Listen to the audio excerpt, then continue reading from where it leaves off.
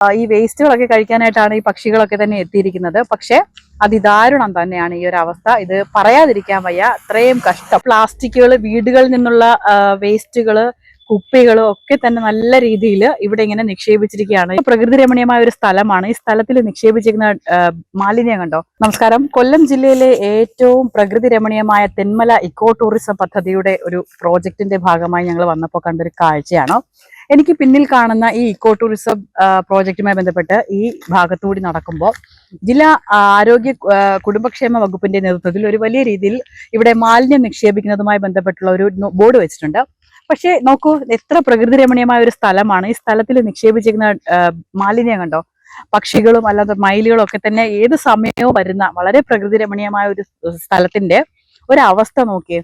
അതും Thenmala eco tourism. ശരിക്കും പറഞ്ഞു കഴിഞ്ഞാല് ഒരു നമുക്കറിയാം, പ്രകൃതി ഏറ്റവും അധികം ഇണങ്ങി നിൽക്കുന്ന ഒരു പ്രദേശമാണ് കൊല്ലം ജില്ലയിലെ ഈ തെന്മല. ഇവിടെയാണ് ഇത്തരത്തിൽ വലിയ രീതിയിൽ വലിയ സങ്കടം തോന്നുന്നുണ്ട് ഈ ഒരു അവസ്ഥ കണ്ടിട്ട്. അപ്പോൾ ഈ വേസ്റ്റുകളൊക്കെ കഴിക്കാനായിട്ടാണ് ഈ പക്ഷികളൊക്കെ തന്നെ എത്തിയിരിക്കുന്നത്. പക്ഷെ അതിദാരുണം തന്നെയാണ് ഈ ഒരു അവസ്ഥ. ഇത് പറയാതിരിക്കാൻ വയ്യ, അത്രയും കഷ്ടം. കാരണം നമുക്കറിയാം, ഹരിതകർമ്മസേന പ്രവർത്തകരുണ്ട് ഇക്കോ ടൂറിസം പദ്ധതിയിൽ. ശരിക്കും പ്ലാസ്റ്റിക് മുക്തം ആയിരിക്കണം എന്ന് പറയുമ്പോഴും ഇത് കണ്ടില്ലേ ഈ അവസ്ഥ. ഫുഡ് വേസ്റ്റ് മാത്രമല്ല, അത്യാവശ്യം നല്ല പ്ലാസ്റ്റിക്കുകൾ, വീടുകളിൽ നിന്നുള്ള വേസ്റ്റുകള്, കുപ്പികളും ഒക്കെ തന്നെ നല്ല രീതിയിൽ ഇവിടെ ഇങ്ങനെ നിക്ഷേപിച്ചിരിക്കുകയാണ്. ഈ റോഡ് മുഴുവനും വേസ്റ്റ് കിടക്കുന്നത് കൊണ്ട് തന്നെ തെരുവ് നായ്ക്കളുടെ ശല്യം കൂടുതലുണ്ട്. അതോടൊപ്പം തന്നെ ഈ പക്ഷികളൊക്കെ തന്നെ, വനമേഖലയിൽ നിന്നുള്ള മയിലുകളൊക്കെ തന്നെ ഇവിടെ എത്തുന്നുണ്ടെങ്കിൽ അത് കാണാൻ മനോഹരമായ കാഴ്ചയാണെങ്കിലും ഇത്രയും ഒരു വിനോദസഞ്ചാര മേഖല ഇത്രയും ഒരു ഗതികെട്ട ഒരു അവസ്ഥയിൽ കാണിക്കേണ്ട ഒരു സാഹചര്യമാണുള്ളത്. ഇപ്പോൾ ഈ സഞ്ചാരികളൊക്കെ തന്നെ വലിയ രീതിയിൽ നമ്മളോട് പ്രതികരിക്കുന്നില്ലെങ്കിലും അവർ വലിയ രീതിയിൽ അവരുടെ ഒരു ഖേദം പ്രകടിപ്പിക്കുന്നുണ്ട്. ഈ കുട്ടികളുടെ പാമ്പേഴ്സും ഡയപ്പറും അടക്കമുള്ള കാര്യങ്ങളൊക്കെ തന്നെ ഇവിടെ നിക്ഷേപിച്ചിരിക്കുന്നു. അതോടൊപ്പം തന്നെ തെരുവ് നായ്ക്കൾക്ക് കടിച്ചു കീറാൻ പാകത്തിന് ഈ ഹോട്ടലുകളിൽ നിന്നുള്ള അറവ് മാലിന്യങ്ങൾ. നമുക്ക് ഈ തൊട്ട് സമീപത്ത് കാണുന്ന ഈ ഒരു ഇക്കോ ടൂറിസം പദ്ധതിയുടെ ഭാഗമായിട്ടുള്ള പാർക്ക് ഒക്കെ തന്നെ ഉണ്ട്.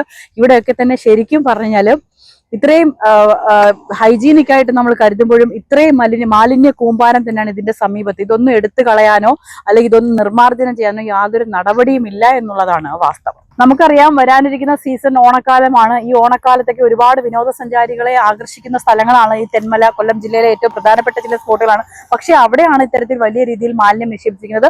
മാത്രമല്ല 3 വർഷം വരെ തടവോ 25,000 രൂപ പിഴയോ കിട്ടാവുന്ന ഒരു ശിക്ഷയാണ് എന്ന് വലിയ രീതിയിൽ ഒരു ബോർഡ് സ്ഥാപിച്ചിട്ടുണ്ട്.